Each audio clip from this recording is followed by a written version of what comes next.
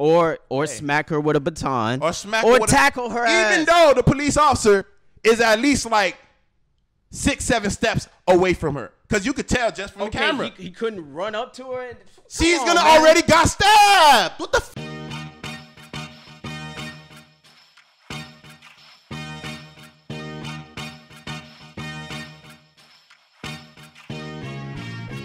Welcome to the MarcWes Sports Podcast. Welcome to the MarcWes Sports Podcast. I'm Marcus Benjamin. He's Wes Pierre. You already know. And we give you that sports talk from a Dade County perspective, South Florida perspective. So you already know what it is. It's Heat, Dolphins, it's Canes, it's Panthers, it's Marlins, and it's Inter Miami all day. So this week, though, we are going to touch on something that was not related to sports, which was the George Floyd case. The George Floyd verdict came out this week, and Chauvin was found guilty on 3 counts of manslaughter, murder, whatever it was. He faces up to anywhere from probably like 10 to could be 30 years, but he probably gonna get off unless how they do.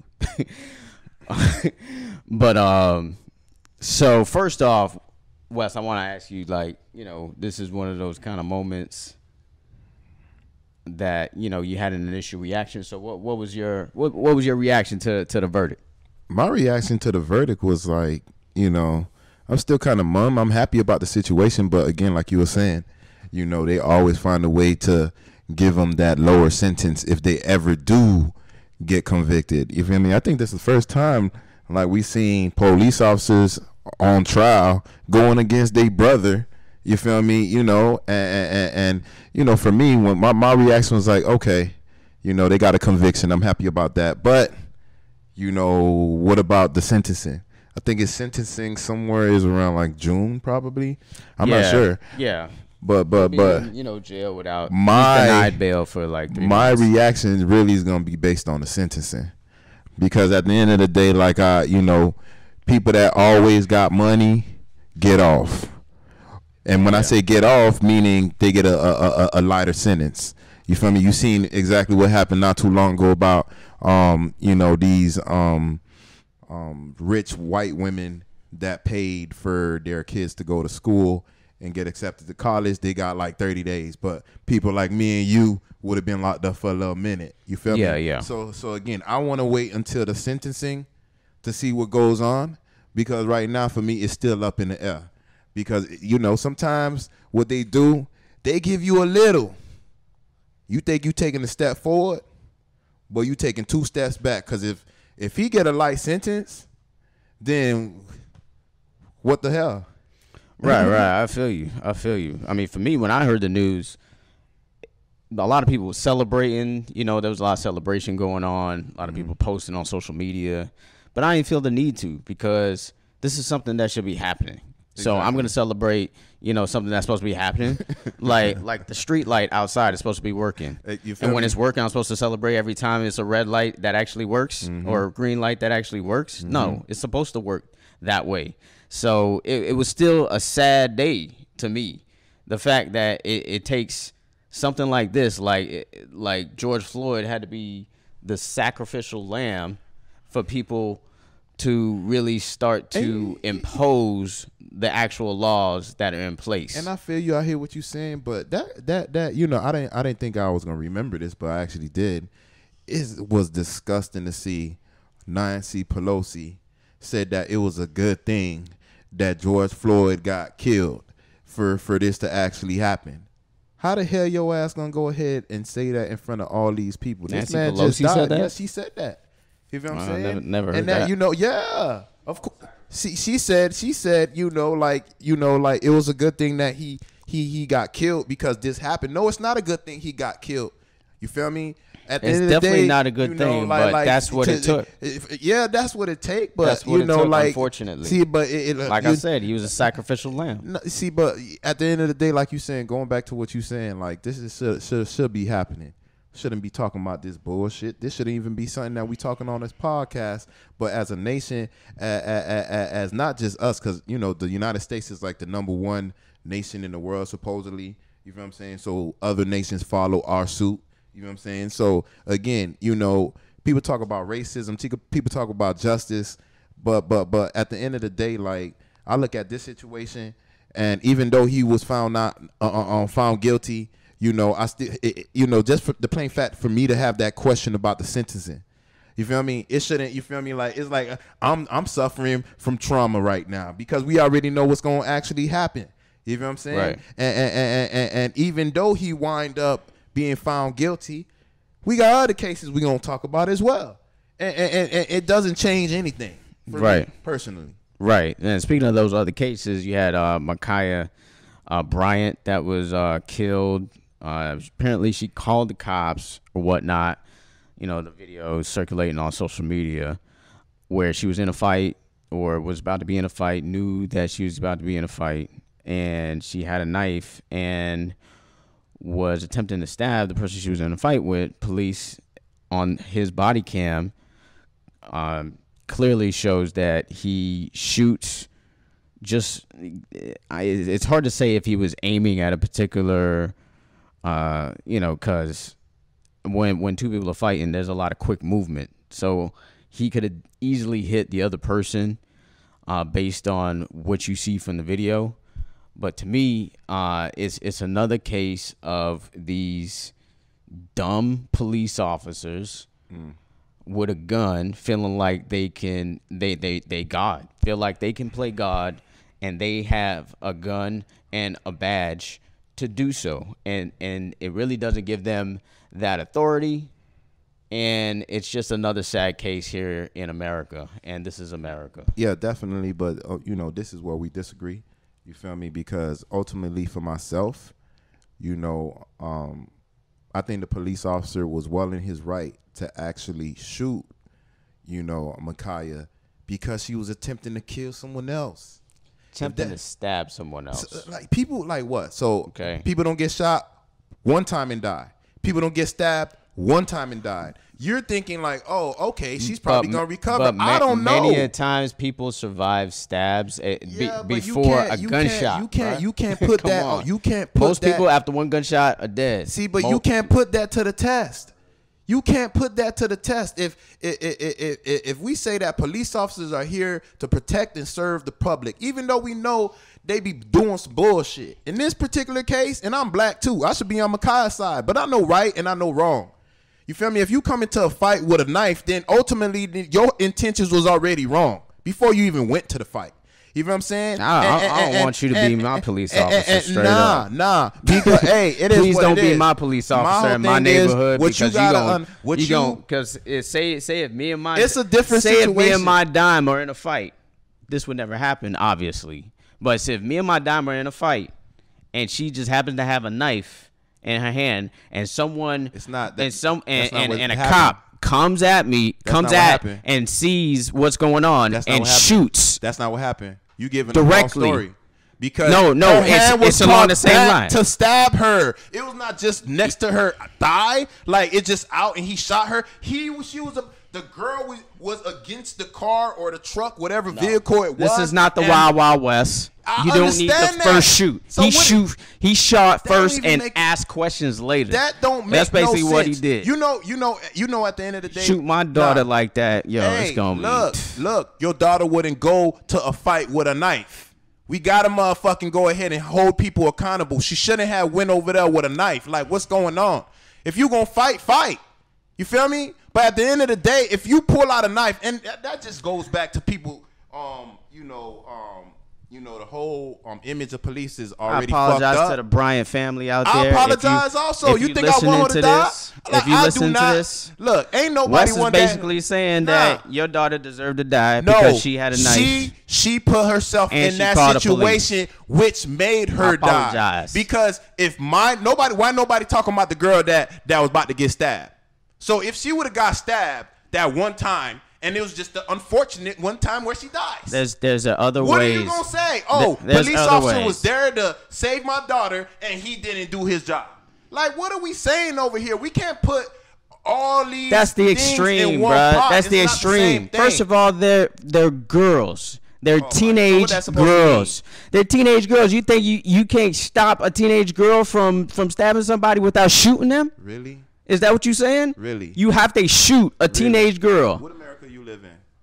The same one that you live in, where you know that cops they like this so shoot would you- black people for no reason. would you pull And this out- is another wait. example You of live in the that. same America I live in, and you know if police on the scene, you gonna pull out a gun? Hell nah. You know you gonna pull out a knife? Hell nah. You know you gonna. So that means they deserve to get shot and die. No, if you know that they green like this, right? That means they deserve Shit, if your to get ass about shot to kill my motherfucking and die. daughter, you damn motherfucking right. You feel me? They tell your ass. But if that's in your the police daughter, your daughter academy, deserves to They die. tell your ass in the police academy to shoot, center, mass. Shoot, center, mass. And when you shoot them, they train the police officers. They train them to shoot at least like 2 or 3 times, center, mass. Where are all your organs at? The organs that's gonna keep you alive. It's not on your leg. The all training. that where people talking about, unless you hit a vital organ. So you telling me you shoot a teenage girl? He don't know she teenage. Teenage you girl, mean? you can't see You what see how quick that video you can't was? see as soon what's as going he on. pulled up to even say, "Hey, the police officer, I'm here." Oh, I don't want She you. I already don't. I don't going want to you fight being the a police motherfucker. officer in my hood. Please stay away. Hey, don't it ever is be a what it police is. officer, It Wes. is what it is. Because you gonna shoot This my is the peoples for problem. no reason. This is the problem with America. Your I hope ass they wanna don't ever give your ass go a rob gun, a bruh. motherfucking bank, and then when you come out and they kill you, oh damn, why you didn't just tell them to drop the gun? Why you didn't tell them to do this, that, and the other? Oh, why you like what are you saying? You come to a fight with a knife and police is there, and you don't think that it's an opportunity that you gonna die? Not by the person that you fighting, but by the police? Really? And then you gonna get mad? Not just that you got it next to your thigh, like it's right here. No, you're about to stab the girl like this. Did you watch the video? Like, come on, man. Yeah. If my daughter is against that car, and I'm gonna be mad as my hell daughter is if the against- police officers Man, her shoot motherfucking my dad was on the teenage fucking daughter. scene. Her dad was I'm on the sorry. scene. I don't care. I Her don't dad care. was right there. I don't care. Her dad was right there. Why he didn't do nothing?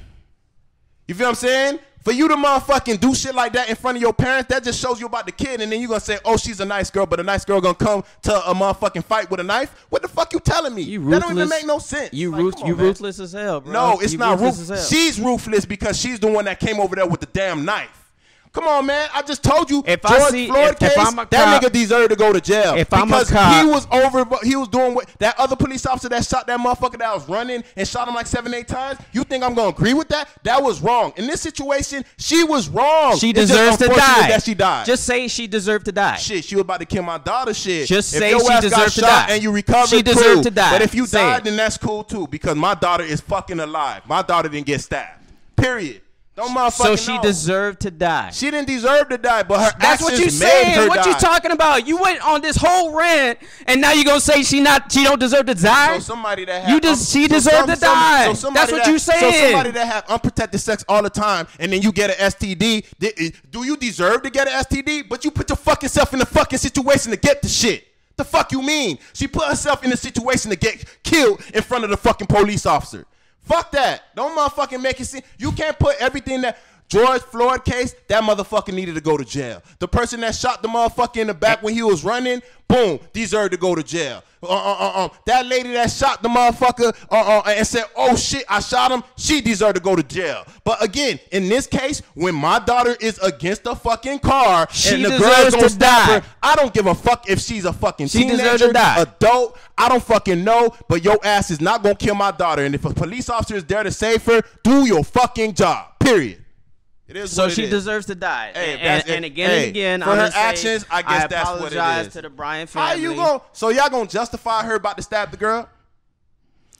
It's a difference. Really? Okay, all right. It's a difference, bro. Like, so if I really, I just gave you the scenario. What? If someone has a knife in their hand, you don't know what they gonna do. There's always a reasonable doubt. You're not giving the same fucking story. Yo, all you just doing is just yelling, bro. All you just doing is yelling and saying the same shit over and over. Bro. All right, so if I'm just saying, all I'm saying is sense. all you have to say is she deserved to die. Hey, that's what you saying. I'm not gonna say just these say deserve that. to die. You don't have to keep saying all this other shit, raising your voice for no reason when you saying the girl deserves to die. You don't make no motherfucking sense. Of course I'm gonna motherfucking raise my voice if you don't understand. If your ass about to fucking kill somebody and you die while in the process, who fault is that? So he couldn't have just knocked her out with a baton. Your ass motherfucking being. He couldn't have just ran up there and just tackled her. Go to the motherfucking school of police. And he couldn't just tackled her. He couldn't have just hit her with the gun. Do they tell you? Could he hit her with the gun? Really? So he's fucking Superman and he's Flash and he's gonna get to Flash. her. What are you talking about? Did you see how far he was from her? Like what the fuck are you talking about? He was not that far. He was like from here to where the camera was. When he shot, was he at far distance? Watch it again. When he shot, was he at far distance? She would have got stabbed already. Like watch it again. Okay, man. so if she would have got stabbed and died, she probably wouldn't have died. Wait, no, don't say probably. People die from stabs. But people die from the gun or the knife more. So be real. Be real. What?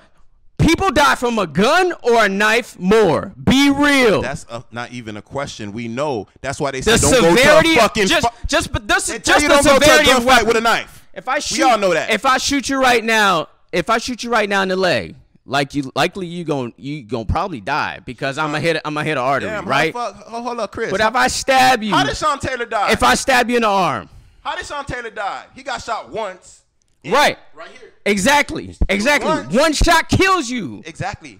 A lot of the times, one stabbing does not kill you. So you don't know if she. If I stab you in the arm, you ain't gonna die. So it's gonna be in the arm. But if I shoot you, so if you stab me in the neck, there's a higher possibility you're gonna die. So if you stab me in the neck. So if you're a professional, if you're a professional cop, if you stab me in the neck, and you have a gun, if you stab me in the neck. If you stab me in the neck, you're over here giving the perfect scenario where the likelihood of you dying from a stab wound to the neck is much less. To the neck. Period. Just to the neck. Any stab wound. To the neck. But you don't know where it's gonna happen. So you don't know where it's gonna happen. You don't even know if she was really gonna stab her. Like for me, you don't even know she was really gonna stab her. If she has a knife in her hand, that doesn't mean she was really gonna stab her. She don't know she's gonna. Hold on. But he took it upon himself to shoot. Hold on. He took it upon himself to shoot. So he said he took life. He took her life in his hands and said, "I'm gonna take her life." I don't know if she's gonna really stab her. Is against the. I don't know if she's gonna stab her in the leg. I don't know if she's gonna stab her in the arm. So you telling the police officer to make that motherfucking decision? Yeah, you're a professional. You get paid for this shit. They're not fucking. You get paid for this shit. There needs to be more training where you don't just kill a fucking 16-year-old. That have nothing to do with motherfucking training. You just kill a fucking 6-year-old. That has nothing to do with training. Reason. So I should just be disagreeing with the George Floyd case. The nigga was wrong. He deserved to go to jail. And this dude was wrong too. And this cop was wrong too. He's white. Because you don't need to shoot first and ask questions later when you get paid. That's not what you fucking do. You're not getting paid to kill people. That's what police. That's what the police got the shit twisted. You don't get paid to kill people. You got everything twisted because you got everything that's happening. If that was me, I'm either tasing that girl. I'm either tackling her.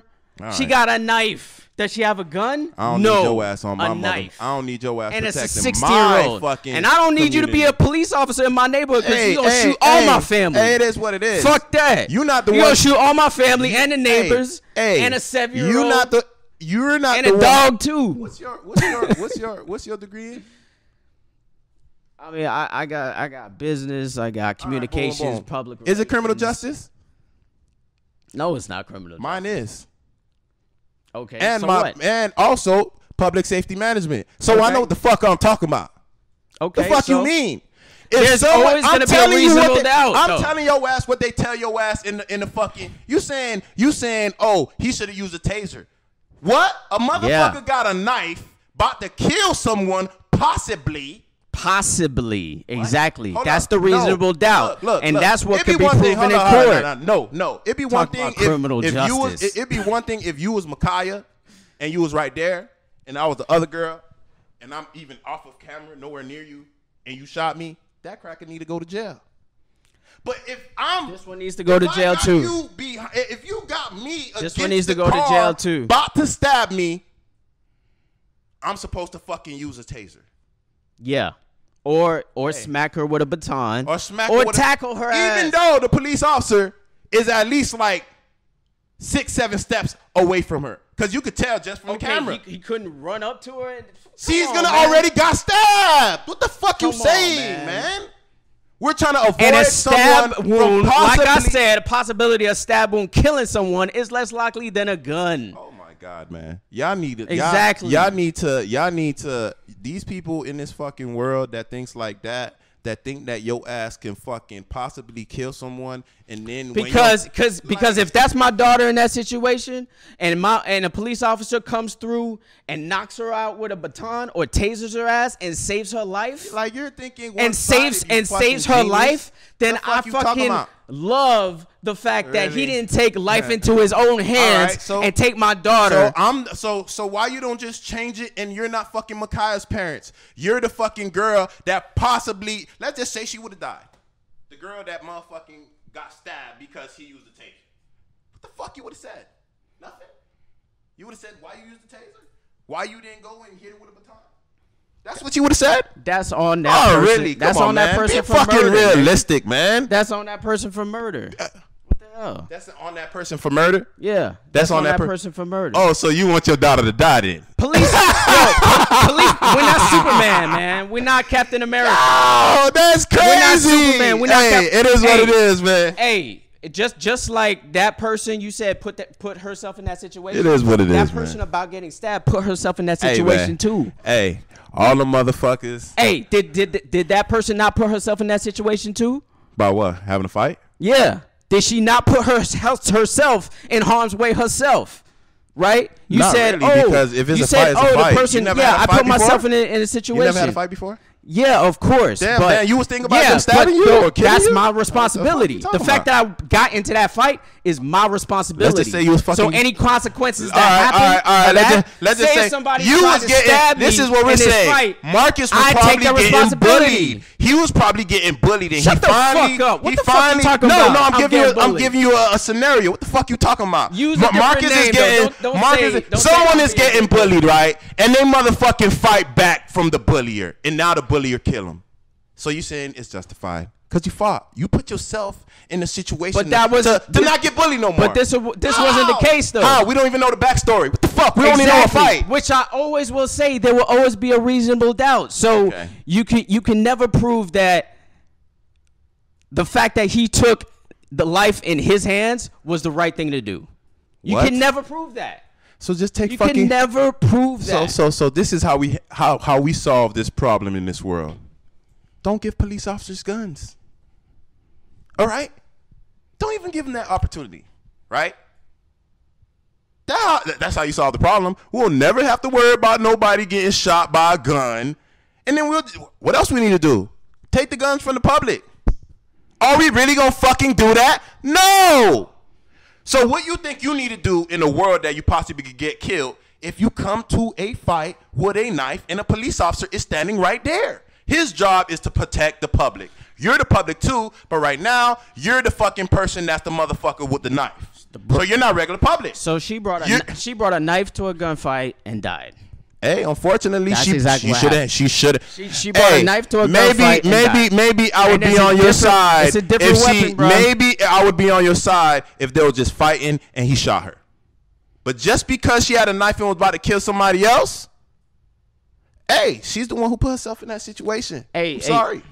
It is what it is. To me, I feel like... And the dad that just stood there, that didn't do shit, like, what the fuck? My daughter... The only situation where I would say it's justifiable for the dude to shoot is if she's on top of the girl... Really? And she's got a knife like you giving fucking the best fucking scenarios in the world. Seriously. Like, that's when, like so that's just like UFC. That's when you say, okay, no more tap out. That's the only way you get stabbed?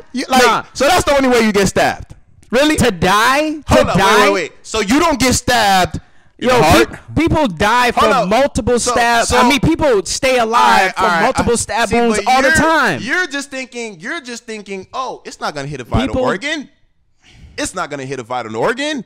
You can motherfucking die with one stab to the neck, to the motherfucking chest. But like I said, you don't know what organ. Would you agree that a gun is more deadlier than a knife? Yeah, that's not even a question. I don't want you asking me stupid questions. That's my point. But that's my point. But you act like you don't understand. No, that's not the point that we're making. You act over like here.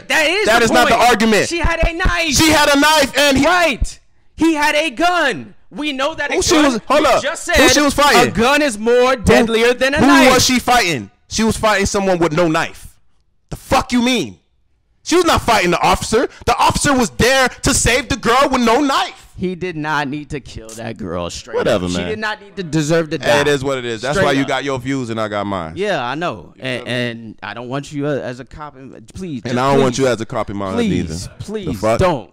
Because you gonna kill all them innocent. Damn right. Any motherfuckers that come to a scene with a knife, a gun, motherfuckers shoot your ass if you got a tire iron and you about to swing it on somebody.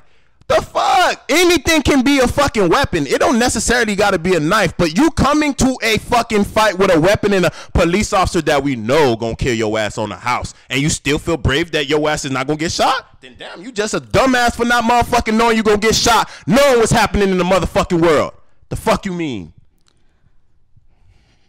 Nah, bro. I sorry, but she ain't no deserve to die. We all know she ain't deserve to die. Nobody deserved to die. But according to Wes, she needs to be 6 feet under. So she needs to be 6 feet under. All they need to do is just she needs to be 6 feet under. All they need to do is just ask the motherfuckers that this they who parents. talked about this George Floyd thing. What we'll talk about is Brett Favre, who I said he was an a-hole for talking about Deshaun Watson. Now he's an a-hole again. But you disagree with that too. You was on Brett Favre's side. You seem to be on that other side. I don't remember what it was. You got to bring it back up. You can't just say shit and just be like, "Oh, the fuck." It was in the other podcast, man. But what? I'm on Brett Favre's side for what Deshaun Watson. What he said about Deshaun? What he said? No, you said Brett Favre said that he needs to just stay with his contract. He shouldn't shop around. He shouldn't get the best contract. And I agree. You agree with No, Brett I didn't. Favre. Shut the fuck up. Yeah. What the hell you talking about? It's on the tape, bro. We can go back. Hey, gonna go back to that motherfucker. The fuck? You told me you disagree with that. But What you mean? Brett Favre And I'm the one that wanted again. him in the motherfucking Dolphins. Why would I not want him to fucking that go against everything that I was talking about in the motherfucking podcast. Play it back. Obviously, Find it. said it's Nah. You only can say that shit when I'm not there. Because if I'm here, I'm telling you, that's bullshit. The fuck you mean? Okay. You gonna apologize the next time? I'm not gonna apologize because that's even bullshit. if you're wrong. Oh, if I'm wrong. I'll Okay. apologize. What the fuck? So Brett Favre.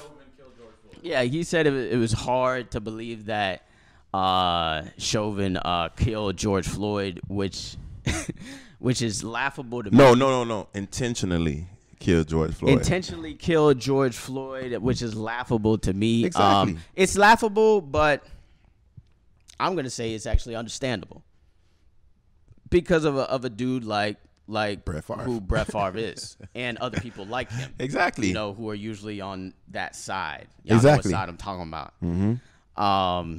So there's a possibility that when he had his knee on his neck, where he was just like, I don't care if this dude dies. Because in my mind, that's what he did. Like, I don't care if this dude dies. I'm just going to have my knee on his neck, and if he's begging for mercy for his life, I don't care. In handcuffs. So the only explanation that or case that I guess Brett Favre has is to say that Chauvin was deaf or can't hear. What?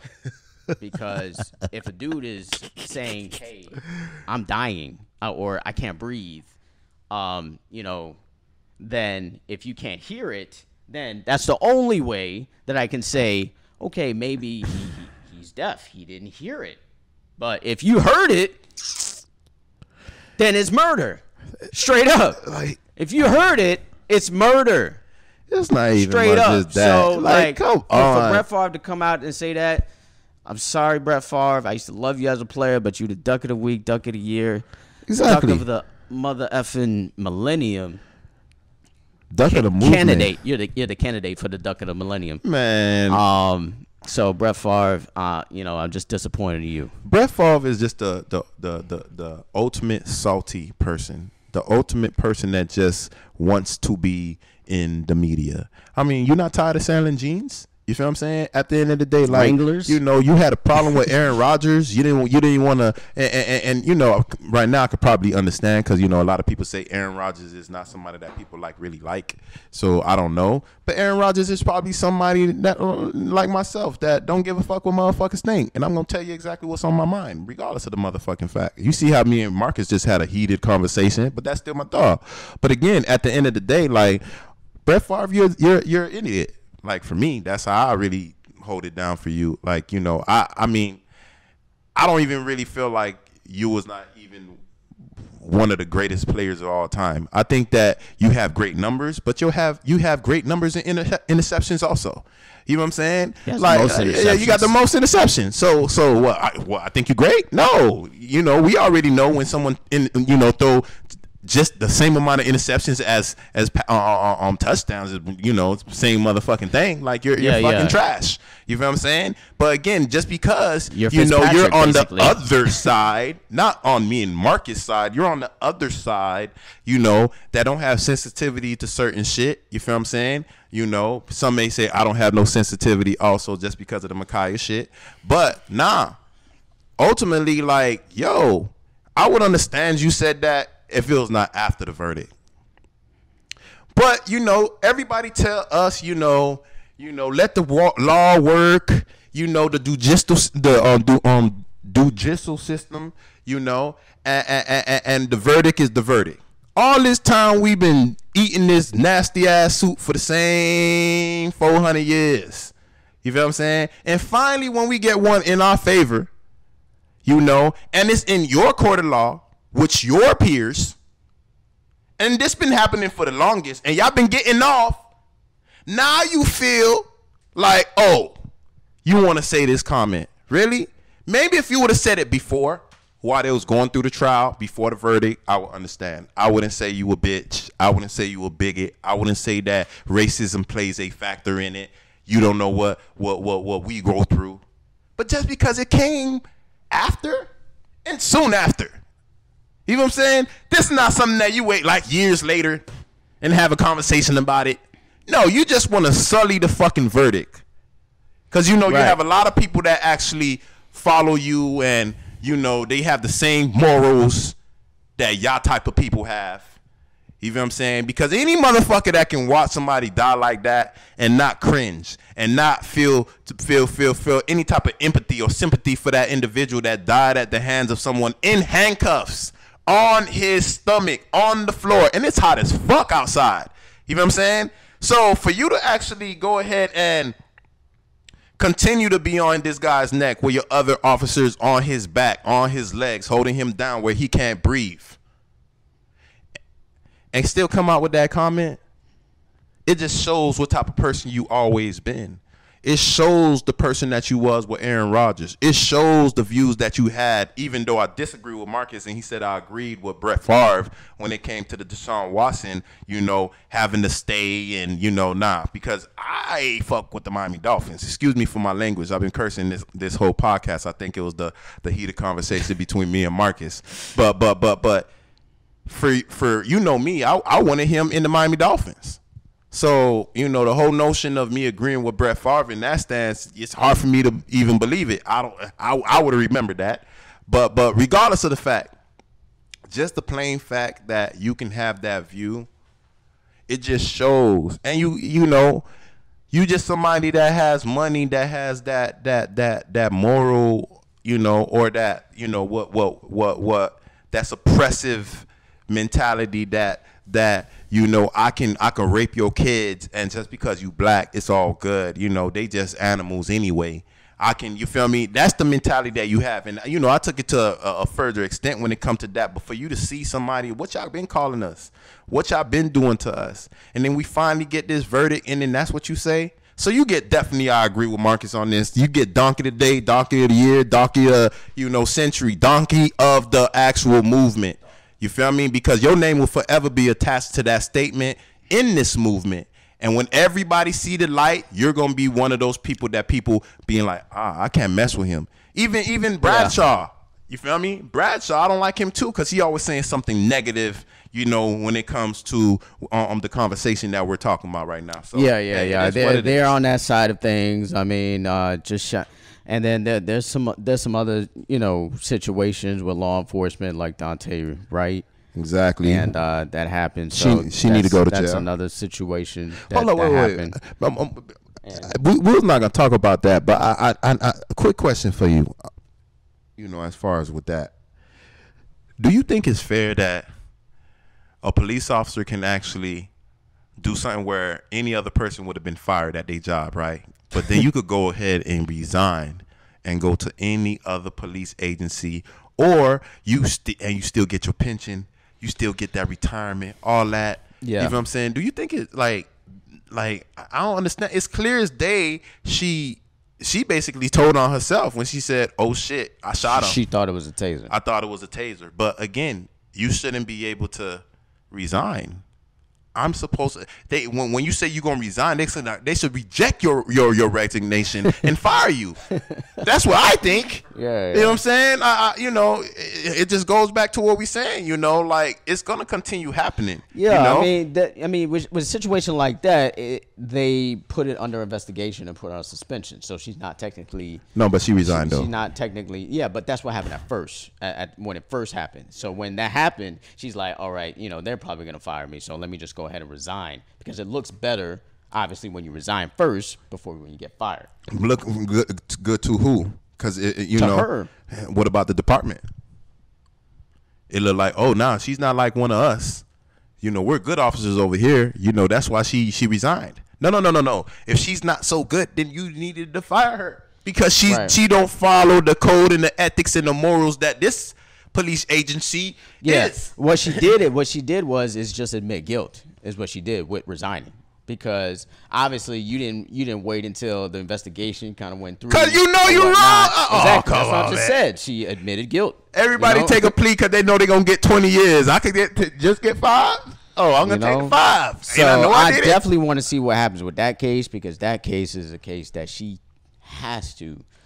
Be convicted. No, we know George Floyd, it's gonna be manslaughter. And that thing, it's gonna be manslaughter. It's gonna be something small. This one here has to, because the fact that you resigned, because like that shows good. You admitted guilt. You know, you admitted. Why didn't you let if I was a lawyer, that'd be the first thing I said. So why didn't you let the investigation go through? Why didn't you just suddenly resign? But suddenly just didn't want to be a police officer anymore. See. But you eating on the edge of the sandwich.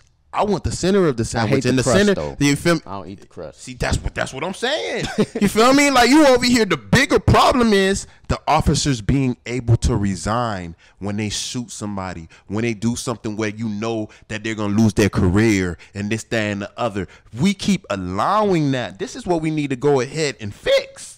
You know, me and Mark has been saying that we've been, you know, trying to advocate for people changing laws. Not just me and Marcus, other podcasts, regular people that's on social media, you know. This is one of the problems. Right. You know what I'm saying? We need to go ahead and advocate for people to go ahead and change the law where you could go ahead and, I know I'm guilty, I'm going to get fired, I'm going to lose my pension, I'm going to lose all that. If I resign, I keep all that. And then I could go to another police agency and still be that bad officer. Yeah, that's some of the laws and the changes that need to be made, and we'll see if they happen. Let's just pray that they happen, because that usually doesn't happen. Now we're gonna go ahead and transition into basketball, the NBA. Of course, is loyalty over here. You know, this is a sports podcast, but of course, talking a little about Brett Favre. By the way, those who don't know, Brett Favre, Packers quarterback, won a Super Bowl with the Green Bay Packers, but obviously he's the duck of the week. Hey, but as far as as far as the Miami Heat right now, you know I'm loyal, so I'm gonna say that it's okay. You know, therapy. Yeah. I'm just saying. This is therapy for the Heat fan. No. I'm just saying it's okay. Brought to you by Westradamus. You feel me? Because you already know. You know, when you talking to Miami Heat, it doesn't matter if we're 1 all the way through 8. It doesn't necessarily matter. You know, but where we at with the Heat? The Heat are number 7 in the actual East, which is not that bad because the East is real tight. Dry. You know, huh? Last time you checked, there were 4. Yeah. They dropped for a minute. And before that, last time we checked, there was 4. But before that, there was 8 or there was 10. And then I told you that they're like everybody's like tied in the East. You feel me? It's like one game or half a game. So one game you 4 and you lose one game, you back to 7. And the tricky thing about this year is that they got the different playoff format. So we're trying to avoid the 7th seed. Exactly, basically. which I do know. If we're 6 and above, then you're just in the playoffs. No, but good if you're 7 and lower. But we good though. If you're 7 and lower though, you don't need to worry about that. There's a playing game. It's basically kind of like a double elimination. Okay. For the higher seeds. So the 10th ranked team, if they lose their first game, they're out.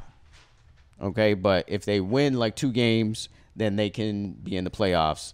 That's it's basically like the scenario. Like but if the 7th team, like if we say if we are the 7th team, we're the last team that's in it. We win our first game, we're in the playoffs. We don't have to play the second game. Okay. So that's basically the scenario with the playoffs this season because of COVID. Obviously, it's a shortened season, so that's why they're doing the playoffs that way. So we have to avoid that 7th seed. Well, it's all good, But go ahead with today we're 7, tomorrow we're 4th. That's how I look at it right now. The Miami Heat are 31-29. We're 7th. We're 1 game behind Boston Celtics, who everybody know hasn't been playing that great this season. You feel me? And I think in front of them you have the Atlanta Hawks, who played the Miami Heat yesterday. And of course, I was pissed off when I the buzzer ended. We lost the game. It's all good. And the crazy thing, we lost the game when Trae Young wasn't even playing, which is another bad thing. That's the most disappointing part. Like, you can never, if you betting on this team, I know you losing bread. I know you losing bread. But my whole thing is, every time you think this team is balling, they lose to a bad team. See, but you gotta understand though, like when it comes to the Miami Heat, Trae Young, the Miami Heat always tend to position themselves to play a certain people in the playoffs. Same like we did in the bubble. I told you that we was gonna play Minnesota before it even started. You feel me? We're gonna play Minnesota and another team we lost to. They are literally the worst team in the league. No, not Minnesota. I mean, the Milwaukee. Milwaukee. When I told you that we was gonna play Milwaukee, I did want to point out within this past week we lost to Minnesota. But don't we always lose to Orlando? Don't we always lose to Orlando? We always lose to the garbage teams. But then we beat San Antonio by 20. We beat Houston by 20. Exactly, and that's what you need to be worried about. Come on, Marcus. I don't understand. We need to be worried about the playoffs, and the playoffs is playing the good teams well, and the garbage teams. That's where we're trying to figure out which lineups we can go ahead and head into the playoff to face these good teams. We don't want to play the teams that we play like the Spurs and play different lineups. Nah, because we don't want them to build that confidence. We want them to think that, of course they can't play. Did you see the last few games? Yeah, I seen the last few games. Did Oladipo play? Oladipo didn't play the last 4 games. You feel me? But not just that. It's another thing. So we still got Oladipo coming back. 8 games in 10 days. You feel me? That's hard to actually play. You don't think they tired? 8 games in 10 days. Yes. That can't be right. Go ahead and look. Yeah, we might need to look that up. Because 8 games in 10 days is ridiculous. The NBA and all the players are. Why you think LeBron ain't play and took all his time? AD didn't play, not just because they injured. They've been healthy. They just playing it off. KD, Kyrie, all these different people is because the NBA, because the league, they trying to get the actual schedule back to normal how it's been before COVID. Okay. That's why even this season is less games. The calendar. You feel me? So they trying to get the calendar back right. So only way you could get it right if they play certain games in a certain amount of time, which is injuring people. That's crazy. That's what it is. You feel me? No, but again, that's exactly what's happening. Okay. And the Miami Heat are doing a smart thing. They're playing the game that they need to play with their lineups with the good team. So they only had 2 days off in the past 10 games. That's what I've been saying, which is annoying too, because they've been having late games, and I like when the game start at 7:30. I still got a night with wifey. They starting at 8, 9, 10 o'clock. Like, yo, because you out in the West. I'm like, come on, man. I ain't trying to wait till 1. I got to teach in the morning. You know what I'm saying? But hey, regardless of the fact, the Miami Heat, like I said. So where in the playoffs do you think they're gonna land? I think we're gonna land number 6 or number 5. You feel me? 8 games in 10 days? You know, that is crazy. And I've been trying to say it. I never heard of that in my life. They trying to get. I hear you. I heard what you said, but it's just crazy. It's crazy. You know when. So that makes money, me feel much better, though. Yeah, it's nothing. You see the hat. That makes me feel much better. Loyalty over here. What you mean? So I feel like this is a therapy session for real because I feel all better. Good. You don't worry about that. Look, they had one game. Bam Adebayo didn't play. Jimmy Butler didn't play. You had Dragic didn't play. Everybody didn't play. That's really our starting lineup. They had none. That's when none actually scored that 30. And the last game with Tyler Herro, he started balling, getting his legs under him again. Ariza, this, that, and the other. And you have the guy that we got from Atlanta, the team that we lost yesterday to, Dedmon. He wound up balling, having double. I actually like what I seen from Dedmon. That's what I'm saying. But how Dedmon reminds me of that. Damn, what's that player that we used to have? Joel. You know what I'm talking about. Joel Anthony. Yes. Yeah, he reminds me of that type of player. But he can shoot. He can shoot a lot better than Joel Anthony, but he rebounds like him. See, but think about it. Like, how you going to get him any playing time and get ready for the playoffs if you don't got the chemistry with your team in regular season? How you going to get that if you never getting playing time? And since we playing 8 games in 10 days, like, all right, I'm going to sit y'all motherfuckers. You feel me? And then I'm going to play people that I feel need to get some reps back up. Same like with Tyler Herro, you know, and you see Kendrick Nunn, you know, nothing better. He's always ready to jump in the starting lineup and doing his thing for the Miami Heat. So at the end of the day, again, like I said, it's a therapy session right now. We're 1 game behind Boston, which is number 6.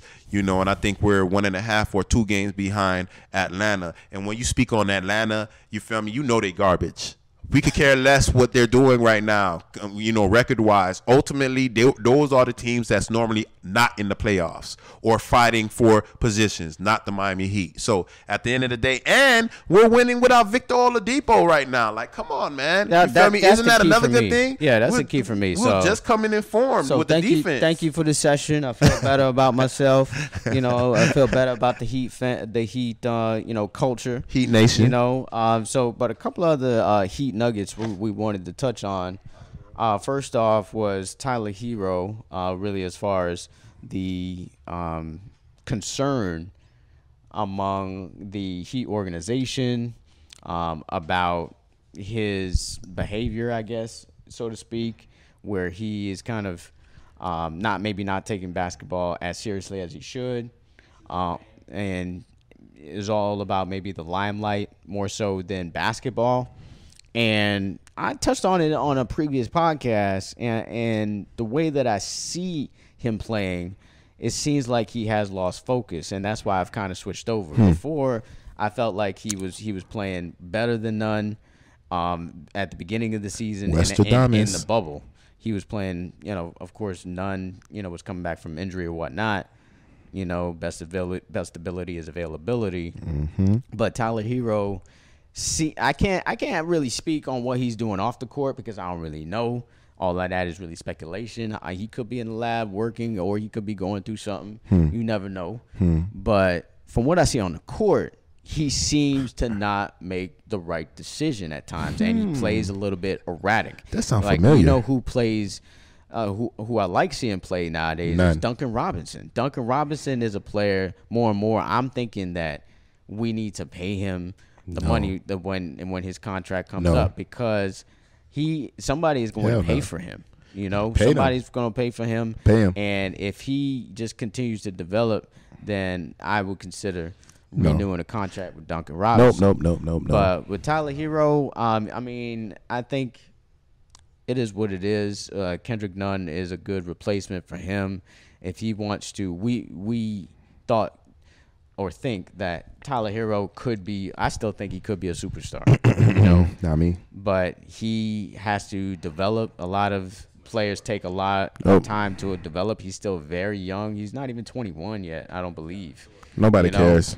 But a lot of players take a long time to develop. You know, Giannis took 7 years to develop. Steph Curry took some while to develop as a player. So I'm still not out on Tyler Herro, but I'm concerned. I'm not concerned, because I've been saying this shit for the longest. You feel me? Westradamus been saying none was better than Tyler Herro for the longest. Wes been saying your points that you just prove when it comes to making the right decision, he makes the wrong decision. I'm still not convinced that none is it can be the better player than Tyler Herro. I think so. You feel me? And I'm not convinced of that. Yeah, he's just more of a mature player. He's more reliable. That goes back to me being right now. That goes back to me being Westradamus and Wes saying that exactly what you just said. I said it a long time ago. Now, again, when it comes to Tyler Herro, it's so much you even call him Tyler Zero the last podcast. So, but that's again, how he be playing. You feel me? Bro. Exactly. But when it comes to Tyler Herro, I've been thinking that he's not there yet. If you notice in the bubble, everybody got better. You had Olenek, one game he shot like 9 threes. And I didn't like Olenek when he came from Gonzaga. And then when he came to Miami Heat, I'm like, we got this guy. Oh, man. But he wind up doing his thing for the Miami Heat, so salute to Olenek. But when it comes to Tyler Herro, like I said, he doesn't make the right decisions. He moves too fast. It's like, I know you young. It's just like, calm down sometimes. You feel me? Maybe if you calm down, you'll be better. Maybe if you play better on defense, you'll be better. You feel me? And then you going on Duncan Robinson, you don't play no defense. You try to play defense, but it's always a foul. I'm not going to pay for that. You know what I'm saying? Same thing when we had Wellington over here. He shot just like Tyler Herro. Y'all motherfuckers come a dime a dozen. I am not worried about Tyler Herro. I am not worried about Duncan Robinson. I am worried about none. Because who do we have as a point guard on the Miami Heat? We got Dragic, who is old right now, who's missed a lot of games because of injury. Who's going to be his replacement? None. You feel me? Someone that can distribute. Someone that you say, you feel me, that makes the right decisions. Just the other day, he scored 30 on them boys. You feel what I'm saying? He does what he needs to do, even if he was not in the starting lineup for like a whole month. And they bring him back, and he's scoring 30. He's scoring 20. He's giving assists. He's doing what he's doing. And he's playing defense. Tyler Herro doesn't do that. Duncan Robinson doesn't do that. You know the Heat culture. You got the hat on. But he's inconsistent. What is our culture? Wait. What is our culture? Our culture is defense. Yeah, but is it offense or defense? Wait, don't score enough. No, wait. Our problem is not defense. No. I'm just saying. Wait. Our problem as a team is not defense. We're not talking about as a team. We need somebody scoring. We are not talking about a team. Has a higher we are talking about the weak links in your game. And if you're talking about our culture is defense. But we need scoring right now. I understand that. We got Ariza. We got all these different people. Tyler Herro, to me, has a higher ceiling when it comes to scoring. How? When somebody can just be in the lineup and score 30, and you're a point guard. If I'm a point guard, my whole game is to make you better. Tyler Herro has scored that much? So a point guard facilitates, right? Point guard facilitates, or he's like Chris Paul scoring 30. They facilitate. That's what none does. Okay, but you still need a score. And then go back. I take Tyler Herro over none. And then you take it a little bit further. What position you play? Shooting guard. Jimmy Butler, shooting guard. And I already said that doesn't matter. Wait. Kawhi, you remember? Wait. See, but wait. You remember when we talked about it's just you Kawhi are guard possibly or you're coming big. to the Miami Heat? Kawhi, what position you play? Shooting guard. So again, Tyler Positions Herro don't matter. Hell yeah, it does. When you can't play defense. You can't play defense. Kendrick Nunn is not even that great on defense. Really? He's not. Really? For them point guards that we're talking about? He's not. So he's basically always getting a foul on defense, like Tyler Herro and Duncan Robinson. He can't stay healthy. He can't stay in the game. How he can't stay inconsistent. Healthy? How is he not staying healthy? He shows flashes like Tyler Herro. I'm still saying they 1A, 1B to me. I don't think so. The number speaks for itself. One was going to be, and we looked at the numbers, and they were both basically the same. See, but we're talking about before this guy done came in this slump. You feel me? You start dating these models and doing all this, that, and the other. When COVID hit, you had nothing but to do but to be at the crib and practice. I'm still not sold on. You feel me? So I'm gonna go ahead and be like, all right, last year for everyone was a little bit, out of the ordinary, because again, people that normally is garbage shooting, Rondo shooting threes. Like, what's going on over here? Where you think he learned that? He had his whole career to learn that, and he wait till COVID to get better in the threes. Again, everyone. But now, Tyler Herro, we live in Miami. Again, He's the product of what we've been talking about. We got the women. We got the beaches. We got the weather. We're the only state that was really open. Everywhere else closed down. You feel me? So what you think Tyler Herro was doing? You think he was practicing the whole time? No! That's why his game went down. And I do feel like rookies should go ahead and still be able to live. You feel me? Like, why have all this money if I can't even use it? But again, at the end of the day, you see what happened with Randall in the New York Knicks. You remember what he said about Kobe Bryant, how he mentored him? Every city I go to, before I go to my hotel, I'm going to go ahead and practice. I don't know if Tyler Herro is doing that. Maybe you don't, COVID. You don't know if he's not maybe doing COVID. it either. Obviously, he's not. If he's in a slump the way he is, I'll give you your props. The last game you saved us. The Spurs, he did his thing. He scored like 22 points in the fourth quarter. I watched that game. It was a close game. The whole game. You feel me? And I'm just like, that's how what we I'm close? Saying. They inconsistent. Both one they'll have a good game one game, the other have a good game the other game. Tyler Herro, I still think has a higher ceiling when it comes to scoring. Well, ultimately, I take him when in the clutch moments over Kendrick Nunn. Well, that's the whole point. Because Kendrick Nunn's not clutch and not clutch, and he's Kendrick not You've there. You've been saying that Kendrick though. Not there a lot. He's been injured, not in the lineup a lot. You've been saying that though. So. But you've been saying that, though. We'll see. I'm just saying, you've been saying that, and I've been saying what I say about Tyler Herro. Not that I not like him, but them same things I've been saying about him, that was your arguments. I said your arguments like 4, 5, 6 episodes ago of the MarcWes Sport Podcast. So I'm going to stick with what I think and what I see, because, again, you say you didn't watch them games like that. I've been watching every game faithfully, and I'm telling you what I'm seeing. It's either you gonna agree or disagree. Nah. I seen it. You did it. So now you gonna question my faithfulness, huh? No, I'm just saying, like, no. My whole thing is, you see the hat, man. Nah, if you seen, my whole thing is, if you seen the games, you told me you didn't see the games. If you seen the games and had that argument, then I'd be like, okay, Marcus don't know what the hell he talking about. But you didn't see the game, and I'm telling you. And the same thing that I've been saying is I said a long time ago. So obviously, what I'm seeing is correct. I need to see more from Kendrick Nunn. You want to? Of course, I wouldn't put him in the starting. We want to go ahead and hope that Nunn, Robinson, Herro make it in the Heat. But again, our culture is defense, and I know you saying the whole argument. Positionless basketball, that is good only if you could play defense. You can't play defense. There are no positions in basketball. Duncan Robinson, every time either you're a small or you're a big. We're not saying that. We're not saying that you're not trying, Tyler Herro, with the defense. We're not saying that you're not trying, Duncan Robinson, with the defense. I'm just saying that they always call fouls on you. So if they always calling fouls, the defense that you're trying hard to be consistent on, it's not there.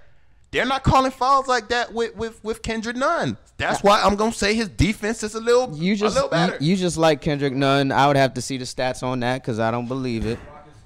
It's all good. But the crazy thing is, you know what happened down here in Miami, like the other day. You feel me? At Booby Trap.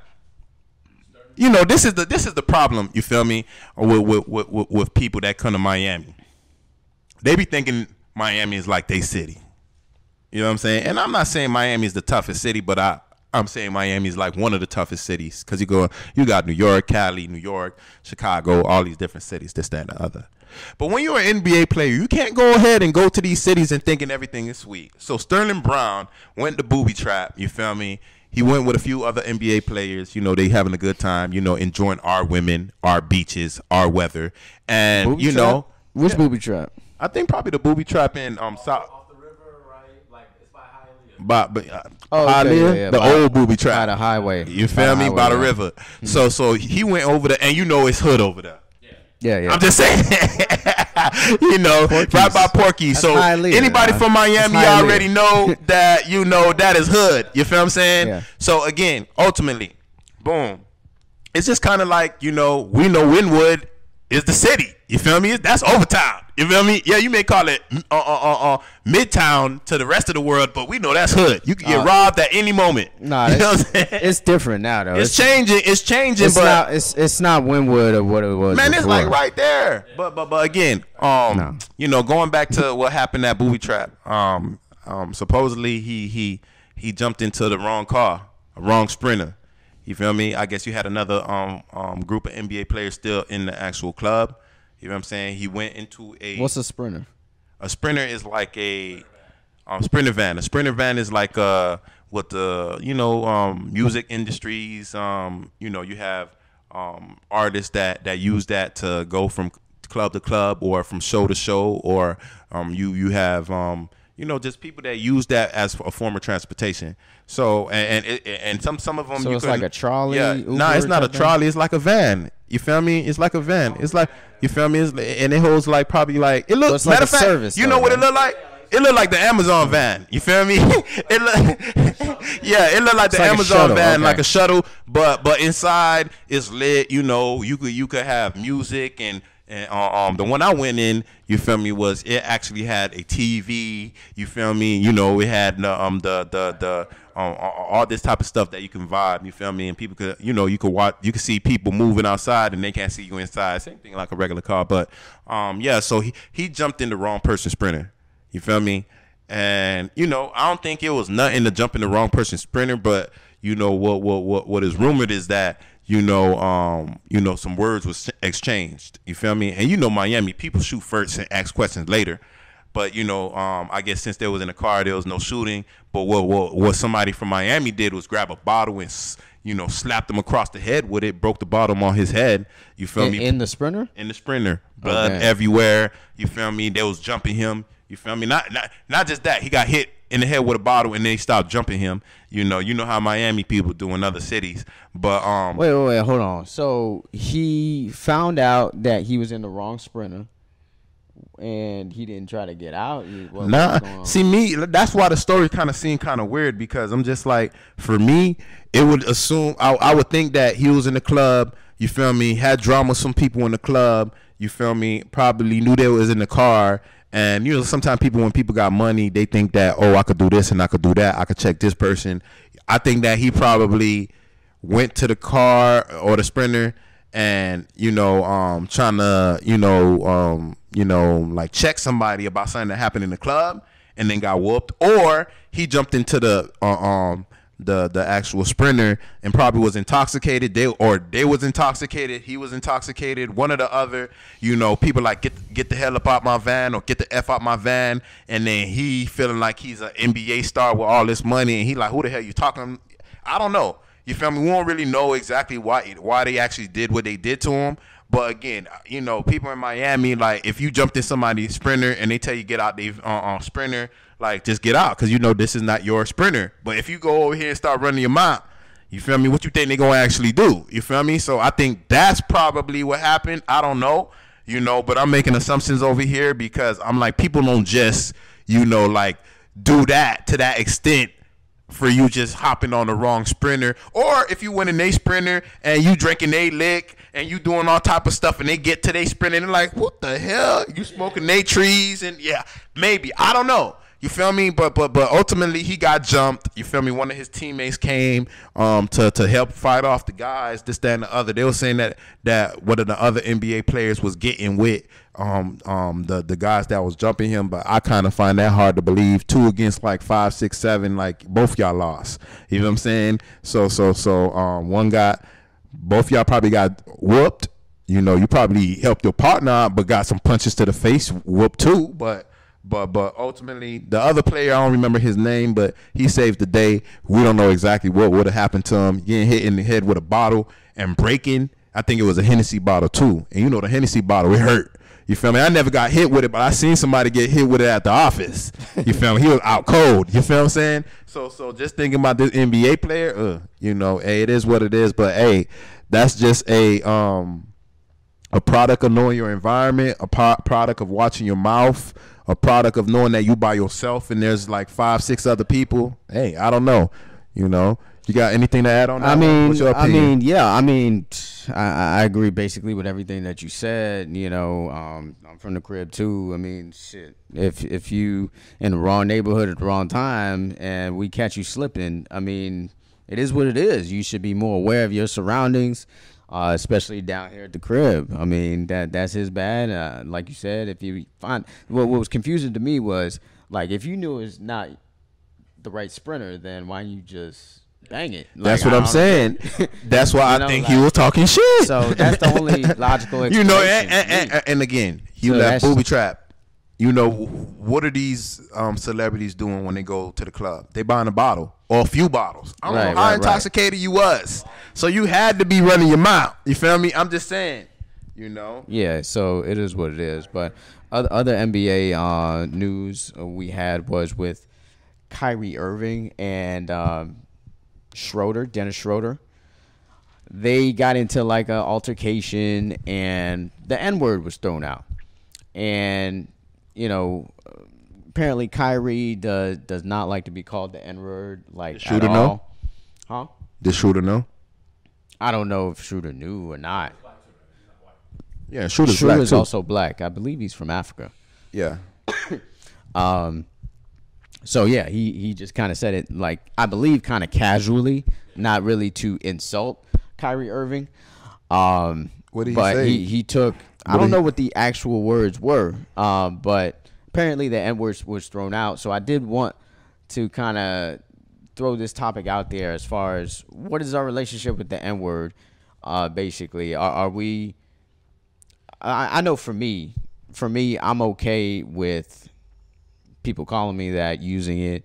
You know, me growing up in hip hop, it's really hard to not use the N-word when you hear this in music and with all your peers, you know, like, and with people who are not necessarily black people, and, you know, vice versa, calling me that, me calling them that. It's really not so much of a racial slur to me. However, I give you an example. Like, I was at like a place getting some food, and there was like controversy going on in the back. Like, somebody was like arguing in the back while I was getting food in the line, and I was like, "Yo, what's really going on back there?" There was a young black kid serving me, right? I was like, "Yo, what's really going on back there?" And he was like, "Nigga, I don't know. I'm here with you." And when I first heard that, I was like, "You don't really know me like that to be calling me no N-word like that." But that's not what you was mad at, though. Like, but he didn't mean it in that way, so I'm not gonna really take offense to it. But apparently, in that respect, which is kind of, I mean, although they were in like a heated confrontation, is kind of the context in which Schroeder used the N-word, but Kyrie took it the wrong way. So what's your opinion about the N-word and all of that? My opinion on it, you know, you basically got to know who you actually saying it to. You know what I'm saying? Because, you know, if you don't know me, you know, and you like a white person, you just call me the N-word, then I'm taking it automatically negatively. You know what I'm saying? And, you know, I'm going to address you at that particular time the way I'm feeling at that particular time. You feel me? But you know, as far as with your situation, when you was talking about how the dude reacted to you saying N-word, I'm over here with you. I don't know, like N-word, I don't know, I'm over here with you. Like me, I would have felt you too being offended. It's not what he said, it's how he said it. You know what I'm saying? It said it like what, baby, just because I work over here, I'm supposed to know everything that's happening outside. That's how I would have probably took it. Right, but I'm just asking you because you work over here. You know what I'm saying? So it's just, if he would have just said, I don't know, kid, I'm over here with you, then I would have had took it to offense. But just because he said it a certain way, you know, I don't think he was offended of the N-word. I think he was offended of how he reacted to you just asking him. Right. Not going to like almost in that respect, it was almost like non-offensive. Yeah. It's almost like I'm cool with you, bro. We good. Oh, okay. Okay. Right. Okay. Right. So going back to Schroeder calling Kyrie the N-word, you know, like I feel Kyrie, you know, because again, you need to know who you talking to, because you know someone that is Muslim now, you know, he converted into Muslim, being a Muslim, you know, he has certain ways of speaking, and I'm not sure that everybody understand when people change religions, when people just have a certain way of speaking.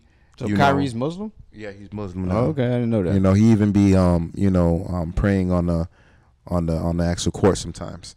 You know, on the sideline. But yeah, still, regardless of the fact, you know, like I understand both sides. You know, because Schroeder probably just was saying it like any other black person says it, rap, any type of stuff. And I'm talking to you, you know, like, or I'm talking to Chris or any other of my homeboys, you know, we're saying it a certain way. It's kind of endearing. But when it comes to someone that you don't know that takes that into offense, then I feel Kyrie, you feel me? Because you need to be aware of the people that speak like you. And if they don't speak like you and have the same views that you have on certain lingos, then you shouldn't speak that to that individual. So, again, I think it was a misunderstanding. It is what it is. But, hey, it is what it is. Before we get into the next topic, I wanted to talk about Dwayne Wade and really his involvement with the Utah Jazz. Because when the news broke that he was going to be a minority owner of the Utah Jazz, I was like, okay, all right, that's cool. You know, a lot of, you know, players, former players, celebrities are minority owners of several sports teams. But what really hit for me was when Mickey Arison, the owner, came out and said, oh, I'm really disappointed that Dwayne Wade wasn't part of our ownership group. Yeah, because he hollered at him. I wish him well or whatnot. So now I feel some kind of way. You know, I feel some kind of way because Mickey Arison immediately, so he felt like it was a point slap in the face again to respond back to this immediately. Almost like, damn, yo, I thought we were going to work together. No, why you thinking like that? You just went and, you know, to this other franchise. He chose his side. Yeah, you chose a different side. And Utah Jazz is not the only other franchise that I would think would make sense for me and I'd be cool with would be Chicago because you're from there. Yeah. And you played there. Okay. You know, but that's it. No other franchise. Utah, that's random as hell. Utah Jazz, you know, like why are you going to be a minority owner of that team when you should be of the Heat? Because you want to run shit. Feel like it was more of a clapback, slap in the face. How he felt like they treated him. Oh, you know? Man, my whole it's thing like is he'd been feeling a certain way about the Heat organization. Who cares? So this is his clapback saying, okay, I'm gonna be a minority owner of the Utah Jazz. Nobody cares. I'm disappointed in Dwayne Wade in you doing that, and I'm not disappointed. I wish you were a owner of the Heat and not the Jazz, but it's all good. Not me. I'm happy that he went ahead and made the move and not be part of the Miami Heat, because the Miami Heat been showing you that we don't need a Dwayne Wade. You know what I'm saying? We don't need people like that. People who call us the class organization. They call us that. They don't say, it's only a few teams that's class organizations. I know us and I know the Spurs in the NBA. I don't know any other organizations like that in the NBA. You feel what I'm saying? Now, again, going back to Dwayne Wade, you feel me? From what I heard is Mickey Arison had him in the room to try to be part of the Miami Heat. And I guess he didn't like, the offer that was on the table. So then he actually chose to go ahead and go to the Utah Jazz, which is cool. You feel me? Because when was the last time you actually felt like the Utah Jazz was something? This year. Besides that, you feel me? We talking about historically. We talking about if you normally them alone, baby. Again. All right. So let me change that question. If I know you for being a liar, but you tell the truth today, what am I going to consider you? The one that lies a lot or the one that tells the truth? So again, when it comes to the organization, if you're an organization that historically been garbage, just because you've been good this year or just because you've been good when it was Stockton and Malone, that's once in a blue moon. You feel me? You've been historically garbage like Cleveland. You've been historically definitely not like Cleveland. You're not winning no rings. We come from a championship organization. It's win or bust. Because they played in Jordan era. Come on, man. Win or bust. They played in the Jordan era. It's win or bust. Nobody was winning except for Jordan in those eras. What you mean? Well, Jordan been out of the league for many years, and then you had Kobe, Shaq. You know, like, yeah, and then you had the Heat. But they've been consistently a playoff team. They're not like Cleveland. See, but you look what teams you talking about. Look what teams you talking about. You talking about, then you have the Lakers, and then you got Houston, and you got Miami. We talking about a different market. That's a smaller market. Go over there in that smaller market where it's cold. Again, we talk about our weather over here. You think I want to press brakes on my car and I can't stop because of black ice? Go live in Utah. Go invest in Utah, Dwayne Wade. We do not care. Your whole lifestyle now, everything, is questionable for me right now. So, again, I'm happy that we went ahead and retired your jersey. We did everything that we were supposed to do for you, and then you're gone. Again, it's just another slap in the face like I told you. You know, we think we're going to give you what you want after you tried us with LeBron? No, it's not going to be the same relationship. And you can say, Marcus can say, oh, you know, we snubbed him. And I'm going to say, like, yo, you knew. We did. You know what I'm saying? You knew. And just because you knew, that's why you're not part of this organization. And that's why Zoe is here. That's why Caron Butler is back. That's why all these players, former players of the Miami Heat, and even in the league know that we're a class organization is because of what I just said. Except for that moment, though. They were not class. They should have paid Dwayne Wade. Ain't you happy that they did that? Look what Dwayne Wade just did now. Ain't you happy? Yes, you should be happy. Would have did that if they would have paid him. Really? Come on. But yeah, last NBA topic we'll talk about is Steph Curry. Steph Curry has been going off lately, scoring in like crazy 30, 40, 50-point games. So I think he should be in the MVP conversation, but some people say he shouldn't be because his team is on the brink of whether they'll make the playoffs or not. Steph Curry is just, you know, he's one of the best players in the league, and I think he should be considered. I don't know if he should win it, but I think he should be considered maybe top 5 as far as MVP is concerned. But a lot of people saying that he shouldn't be considered at all because the team is not in the playoffs. So I think the rules for the MVP is weird because if you don't have the best team in the league, then you're not considered. So I think Steph Curry, definitely based on his performance, should be an MVP candidate. I mean, he should be an MVP candidate, but just because you're a candidate don't mean you're gonna win. At the end of the day, I think the MVP for the last 20 years been LeBron. And you know, there's a lot of times when LeBron was snubbed, when he had the same numbers that Steph Curry's having right now, or if not close to. You know what I'm saying? So again, you know, I think he is the heart of the actual team right now, just because Klay Thompson is not here. Really, I like Klay Thompson better than Steph Curry because both of them shoot the same. Period. No, same. Steph Yes, Curry they do. shoots much better. See, but again, on, you can not a discussion. see, but do Steph Curry play defense? It goes back to playing defense. I'm going to choose a guy. Steph Curry's more consistent and he has more assists. Really? Yeah. He's a point guard, of course. Okay, so he's a better player. So shouldn't he have more valuable? Nobody interrupted your ass when your ass was giving your points. Now I'm over here talking and you want to interrupt every time I'm saying something. This is my point. That's the whole point. Saying, he's more valuable. All right, then continue. He's more valuable than Klay Thompson. That's all I'm saying. You continue your point. I'm just saying he's more valuable to his team, and he shoots better than. So why you didn't give that point when you were saying what the hell you were saying? Because why you wait when I talk to go ahead and interrupt? The nigga just told your ass it got to be quick, and you still talking. What you mean? Am I lying? Am I saying anything wrong? You did say your point. You brought the point up. I'm gonna say you brought it up. If I disagree with one of your points, I'm gonna say something that's not true. Like if you say something that's not true, I gotta call you out on it. All right, so I agree with everything that Marcus say. What's the next point?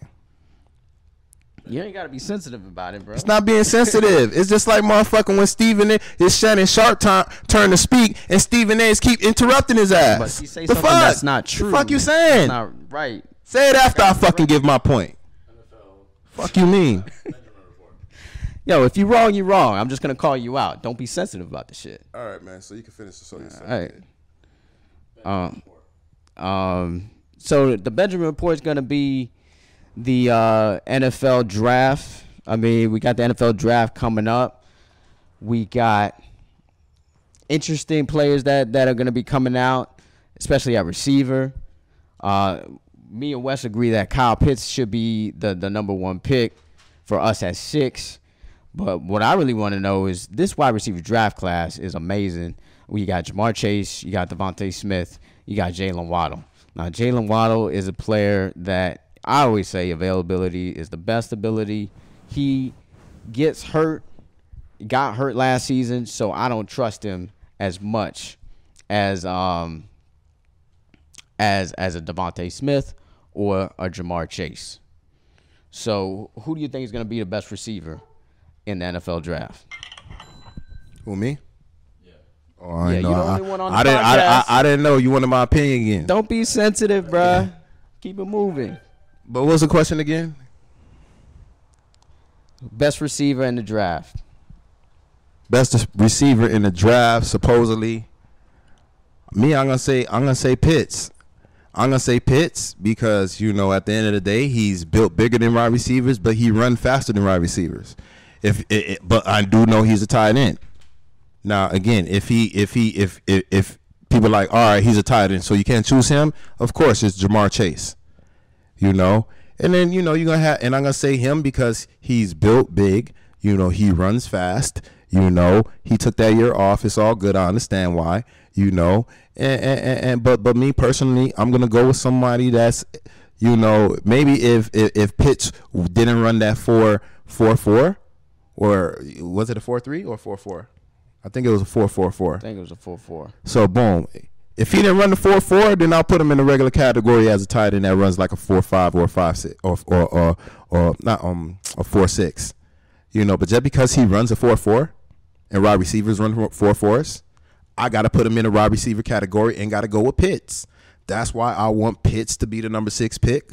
And same thing when it comes to Jamar Chase. Now again, like I said, if we're not going on position, if we're going on position and we're like he's not a wide receiver, then I'm going to go with Jamar Chase. Westradamus, what do you think is going to happen? Westradamus, I really feel like in the draft, I think the Dolphins are going to go ahead and take Kyle Pitts, at number 6.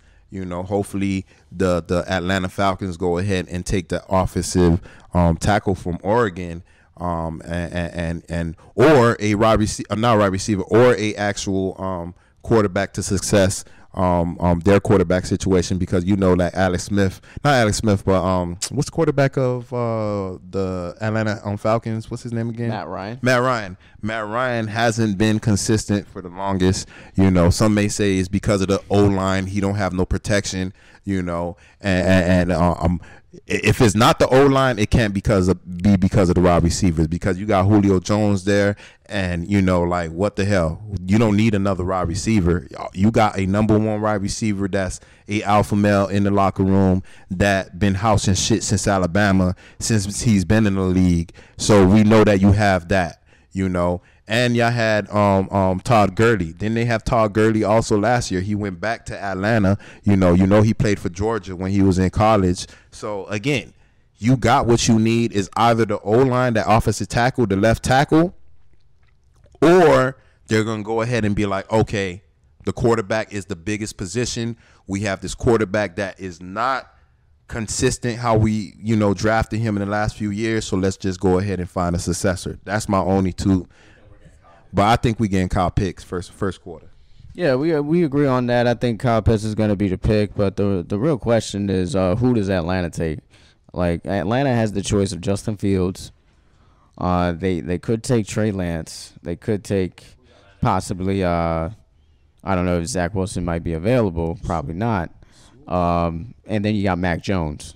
Or you could take an offensive lineman in Penei Sewell, or go with one of the, or you can go with the tight end, because that is also not out that they might take Pitts at 4. So if you're Atlanta, who you think they take? So Atlanta, like I said, they probably gonna take Sewell, or they probably take the quarterback from Ohio State.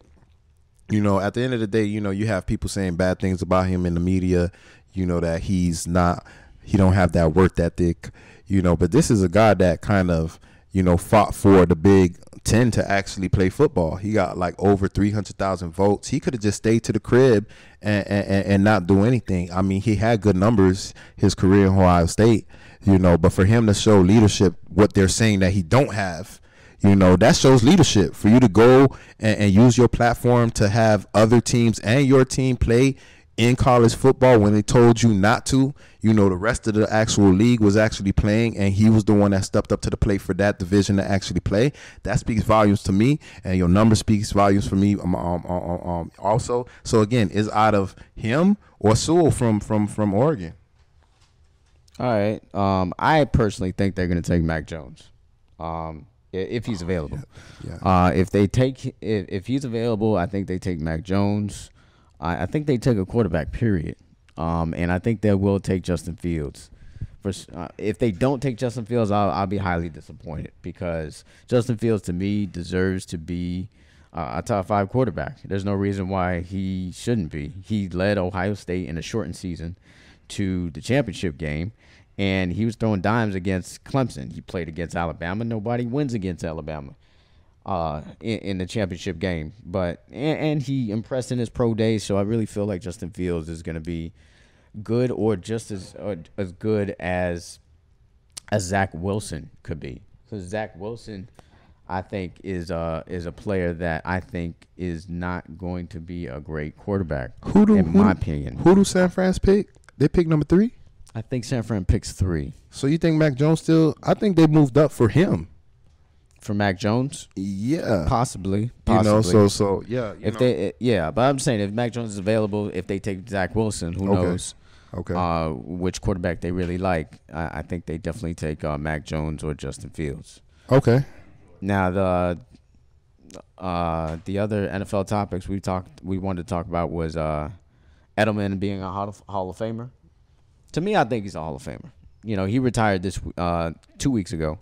He retired, and I think he's a Hall of Famer because first ballot.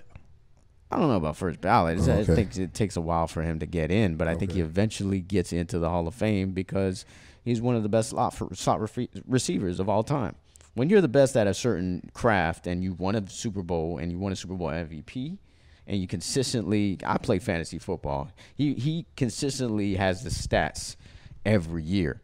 That's when it comes to receptions. Yeah, I understand he was Tom Brady's favorite target. Okay. But still, you still got to catch the ball. You still got to get open, Just like Amendola. You still got to get open, and he's constantly open, and he's made big plays throughout his career.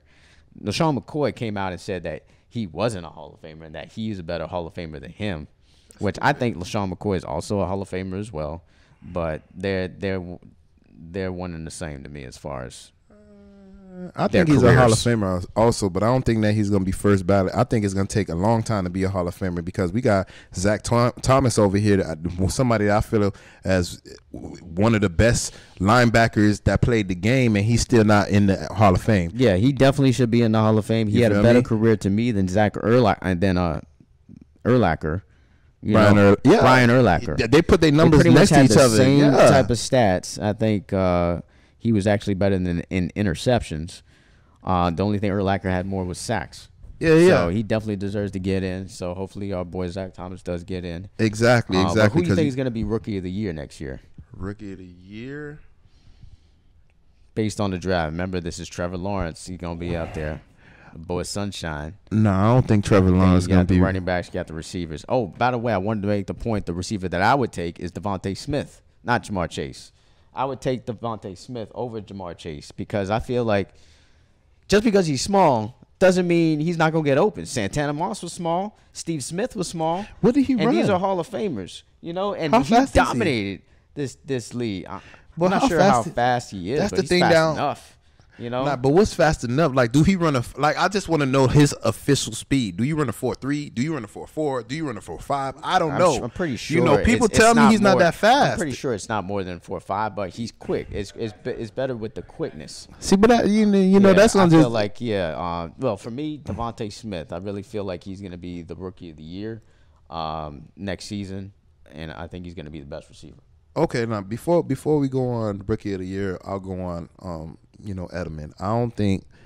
I think he's a Hall of Famer, but I just don't think he's a first ballot. It's going to take years for him to be a Hall of Famer. Personally, I would put Devin Hester in the Hall of Fame before him because, with him, Edelman, you have Amendola, did the same shit. You have Wes Welker, did the same shit. So that's probably product of your scheme.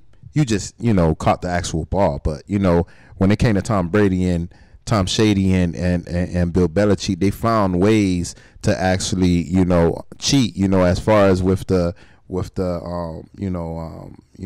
the hitch, but they basically kind of rub you where it would be offensive pass interference, and they got away with it for a long time. It's like a pick. Yeah. So all that play factors, I do think he should be in the Hall of Fame. I just think there should be certain people that's there before him. Again, Devin Hester, he changed the game. You haven't seen somebody like that since, I forgot that guy from Kansas City. He was doing his thing as the punt returner. Dante Hall. Yeah, Dante Hall was doing his thing. Before him, it was like Deion Sanders, and you got the Devin Hester. You know what I'm saying? So again, certain people that revolutionized the game. I think Devin Hester even beat prime time when it came to punt returns and this, that, and the other numbers wise. He has the record for the most returns. So again, at the end of the day, like, I think that he should be in the Hall of Fame before him, because again, like I said, with Wes Welker, you had Amendola that had practically the same numbers if you accumulate the years they actually played. Same thing like Wes Welker. You know what I'm saying? So again, that's just my take on it. Now, as far as with Rookie of the Year, probably, I really want to say Pitts will have a great year, because that the tight end is always a help for a rookie quarterback, because I'm still going to call Tua a rookie quarterback, because last year he played some games, but he didn't play majority of the games. And he came off an injury, and we already know what I'm gonna say about Tua. So I'm gonna say this is his real rookie year. You feel me? Some people gonna go ahead and say, nah, you can't give him that, but hey, fuck it, I'm gonna give him this year as his real shot. And that's a quarterback blanket. Throwing to the running back at the flats, or giving it to the linebacker, which he's gonna be the mismatch. He runs a 4-4. Who can keep up with a 4-4 at a linebacker position? So again, at the end of the day, I think that he can probably be it. But again, some people going to say I'm biased. So let's take the bias out. Let's just say, all right, probably Sunshine. Because, of course, the league is surrounded by quarterbacks, and that's who they really nurture. That's who they really covet in the NFL. So even if Kyle Pitts had a great year, if Sunshine has a great year also, who they're going to give that Rookie of the Year to, the quarterback. So at the end of the day, I got two stands on that. It can be Kyle Pitts, but some people going to say it's biased. Now, the unbiased, I'll say Trey Lance. Not Trey Lance, but Sunshine from Clemson, and he'll probably do his thing. But I don't know, because you're going to a Jacksonville Jaguars team that's been suspect for longest. I don't ever remember them winning. So hey. Yeah, they were in the AFC Championship a few years ago against the New England Patriots with with Tom Brady. Jalen Ramsey, yeah. Jalen Ramsey, Leonard Fournette, that team with Blake Bortles as a quarterback, which is still crazy. Yeah. That defense was just loaded with Calais Campbell from the U representing on that squad. But Tom Brady was in the news this week just because they changed the rule for the numbers, where you can change your number to a single digit if you'd like. The NFL had this rule where certain positions can only have certain numbers, like if you're a receiver, it had to be in the 80s or the teens or something like that. If you're a lineman, it has to be 60s, 50s, or whatnot. But now they're saying that they're changing that rule. And Tom Brady came out and said he didn't like the rule. It said it's dumb or whatnot. And I don't really understand why. And you said you had an explanation as to why. Yeah. I definitely have an explanation why. Because, first thing, I don't even understand why they changed it. Because, that's the difference between college football and the National Football League. You feel me? Again, college football, y'all can wear whatever numbers y'all want. It is what it is. But in the National Football League, if they're saying that these are the numbers, I don't know why you crabbing and you don't want to just switch your number. That's one stance on that. Also, I understand where Tom Brady coming from that, because defense wise, you feel me? If you're trying to, he's been playing quarterback all this time. Some people gonna say he's the greatest quarterback of all time because of his rings and because of what he do in the game, as far as like uplifting other players, as far as calling defensive plays as far as, who to block this, who to block that. Now, again, if you're somebody that tell this left tackle to block that person or that guard to block that person, and you're the one that does this, it's going to be kind of hard for you to kind of figure out who's who. Who's the linebackers, who's the defensive tackles and the defensive ends, because everybody can have whatever number. And it's not like, I know some people are going to be like, well, a D tackle is bigger than a linebacker. Not necessarily. You have some linebackers and some D linemen. They practically the same size. It's not like it was in the 80s with the Dallas Cowboys. Everybody on the O-line like 300, 350 pounds. And you kind of know that they're the D linemen. Sometimes you have certain defensive schemes where everybody's on the line. How are you supposed to know who's the safety? How are you supposed to know who's the linebacker? The lineman numbers are going to stay the same, but it's really just everything else can change. Yeah, I don't know. Hey, it is what it is. Me, I don't necessarily see the big deal. But That's the thing with me. I don't understand why he's so mad about it. But when you got 7 rings? 7 rings? 7. You got 7 rings, bro. Like, why are you crapping about changing numbers? You're gonna be out of the league in a couple years. And not just that, but it sullies his the quarterback numbers. You feel me? Because like over here with Dan Marino, number 13. Is it number 13, right? Yeah. Yeah, number 13. And if a wide receiver could wear number 13, if a running back could wear number 5. If a jersey's retired, it's retired, but like. I don't know. I don't really care. Everybody's going to have their different argument on that, but I'm trying to, hey, it is what it is. You say it's not going to be the D lineman, so I don't know. Yeah, it's no D lineman and O lineman. They're going to, those numbers are going to stay the same. It's going to be like 60s, 70s, whatever. What about the linebackers? That can change too. See, and that's a problem. That's a problem because linebackers be at the line. They pretend like they rushing and they move back in their zone defense. So again, that can be a problem. He's not gonna know who to actually tell them to block. That's a big problem. I can see that. So if it's that, maybe if it was the D lineman and the linebackers that stayed the same, then I'll be like, I don't know what the hell you're talking about. Yeah. But you have certain people like Palomalu coming to the line, like you're not gonna know. I feel you on that. All right, so big news this week was the European Super League that was supposed to be a league that basically all the teams with the big money, and these teams got the most money in the world, like of any team, most of them, like Manchester United, Real Madrid, these big teams over in Europe. They decided this week they were going to have their own Super League because they don't want to share money with the smaller teams in their individual leagues. They feel like it'll make more money for them if they join with these other teams that have more notoriety because it will lead to more ratings and it'll lead to more dollars, which makes great sense as a business.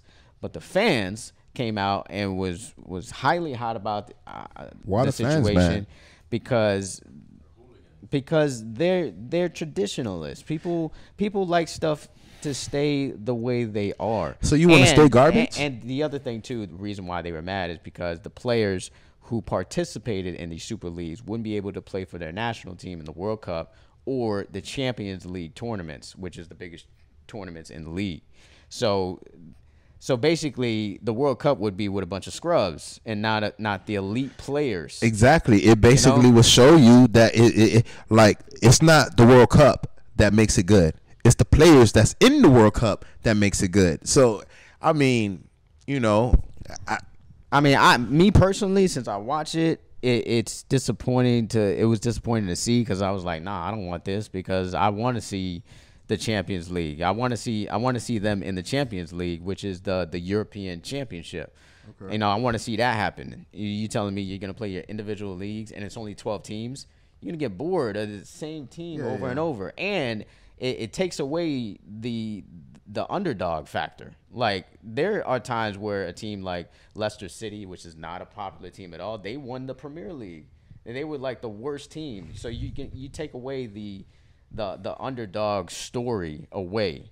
I think it was terrible to do it, especially when you take the players away from the World Cup, which is the most watched sporting event every 4 years, and the UEFA Champions League, which is the most watched championship tournament in Europe. But the World Cup is basically what would be the new league. Them 12 teams is the World Cup. It's just an everyday World Cup. Yeah, but you still wouldn't have a lot of other players playing in.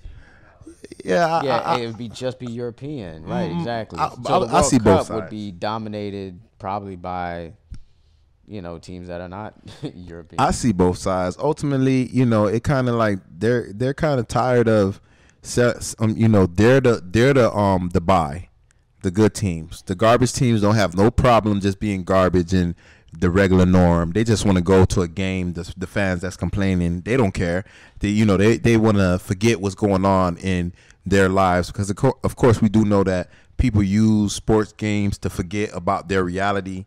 You know what I'm saying? So that is taken away. But again, if you look at it, it's just like it kind of, just them having that actual talk about them wanting to do that one should kind of change the mindsets of these owners that owns these soccer teams that don't have no problem giving out a mediocre product. You know what I'm saying? They're already thinking about it like that. I should be already trying to, like, hey, who's the next big name? Let me spend that money. Let me this, let me that.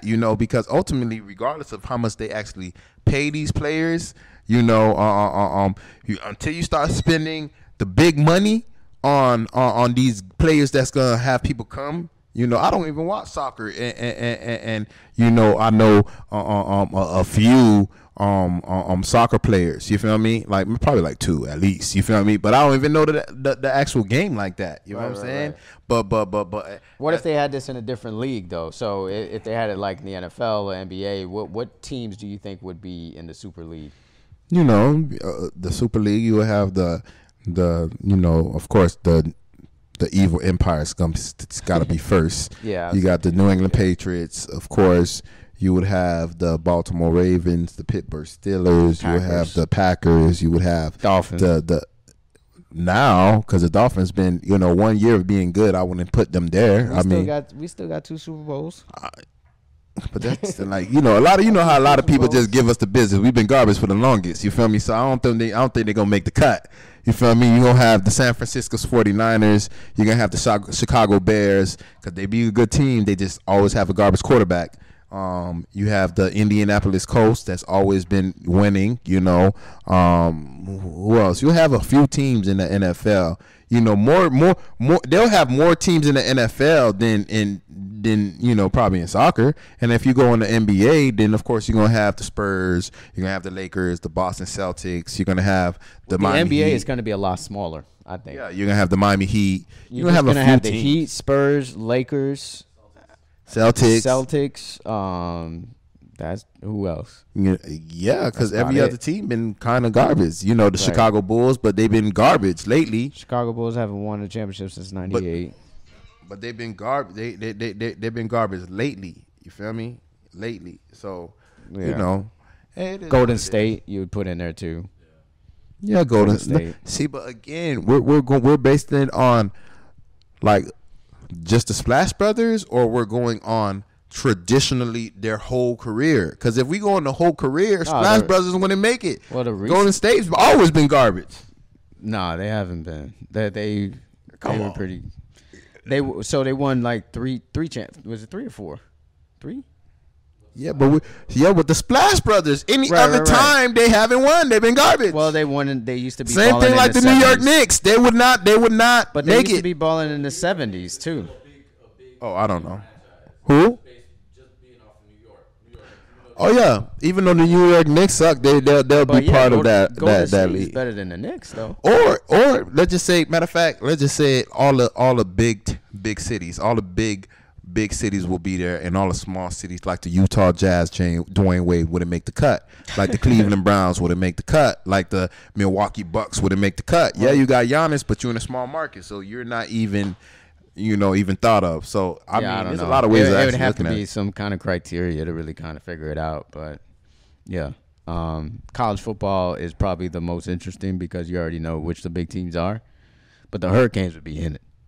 Oh, of course. Just with their brand alone. Man, they changed the rules because of us. When you're talking about bringing in dollars, like if you're talking about revenue, people always want to watch the Hurricanes win or want to watch them lose. They're like the Mayweather of college football. Yeah, they're like the evil empire just in college. But besides that, Emily Clemson, Alabama, Ohio State, Oklahoma, Texas would have to be in there. Michigan, I would put in there. Yeah, but I don't know about college because they're not paying the players. You know, I don't know about college football or college because they're not paying the players. Until they start paying the players, I'm not even trying to think about college. We'll just keep it on the professional leagues because I ain't trying to give these schools more money and not give the players more of that. That's gonna happen. They already proposed. I know. Yeah, but you know, hey, it is what it is. It's just like they could already promote themselves. It's just like the George Floyd case. Yeah, he got found guilty, but let's just wait until the actual jury, the sentencing. Just like this. Yeah, they're in the process, but like we got to see what the contract speak. Y'all giving us 5%, 2%? I need to know. Man. It's on its way. You just know? like recreational marijuana for the entire country. Happy 420. Yeah, that I passed think they this legalized week, by the it way. also in New York. Somebody said that. Yeah, just like that. That's gonna happen with the college sports. But one more sports topic we want to touch on is the boy Masvidal from the crib. Jorge Masvidal is gonna be in a rematch tonight with Kamaru Usman for the welterweight championship. It should be a good fight. I'm hoping. I mean, the last fight wasn't a great fight. It was easy work by Usman, but Masvidal has had some other fights after that to really kind of prove his worth. And he's from the crib, man. He's from Hialeah. Came through the Kimbo Slice fights. You know, rest in peace to Kimbo. So we gonna be out there rooting for Jorge Masvidal tonight. That's going to be a great fight to watch just because of the build up of it. And then you got Zhang, who's the Chinese strawweight champion. She going to be fighting tonight too. She's a beast against I can't say the name. Naganu is who she's fighting. That should be a good fight too. It's the pre-fight to the main fight tonight. But hopefully Dade County can come through tonight. I think so. And Masvidal can win. But Usman is a beast, man. So if I was a betting man, I'd probably bet on Usman because Usman. First of all, this is basically gonna be like a boxing fight, by the way, because they're both stand up type of fighters to me. Usman is known for his jab. The reason why he's a champion right now is because of his jab. And he's got one of the strongest jabs in UFC. And I think he's going to use that jab and beat up on Masvidal tonight. Hopefully that doesn't happen. And Masvidal he's a good stand-up fighter too, especially as of late. But as far as on the ground, I don't think he is on the same level as Usman when it comes to on the ground. So that's why I think Usman is going to win this fight. Well, you know, hey, I just want a good fight, ultimately. You feel me? I don't really care who win. But again, you know, never mind. Let me take that. You know, I want the crib to win because it's loyalty over here. Yeah. So you know, it is what it is. Hopefully I can stay up for this actual fight. You know, they do. You should watch this fight, bro. Okay. You should watch this fight. If it's coming on at 1 o'clock in the morning, I don't know if I'm gonna stay up for that. I mean, I can't guarantee you that it's gonna be a good fight, but you should watch it just to see what this outcome will be in live. Okay. You know, when it happens live, because you want to be there when it happens. And it's on pay-per-view, right? Because if Masvidal somehow beats Usman, it's going to be one of the greatest moments in crib history when it comes to sports. Okay, then I gotta watch that thing. Yeah, wifey gonna have to, you know, she gonna have to suck it up. You know, you know, and call it a day. But yeah, that's gonna conclude our episode on the MarcWes Sport Podcast. Again, now I gotta talk about Jake Paul. Jake Paul. Oh. Okay. You know. So Jake Paul beat Ben Askren. We already seen that. It was a knockout, man. We don't even need to stay on that. First round knockout. He didn't wait to the second round. So we'll see what next for Jake Paul. Man, but that's gonna wrap it up for the MarcWes Sports Podcast. Peace.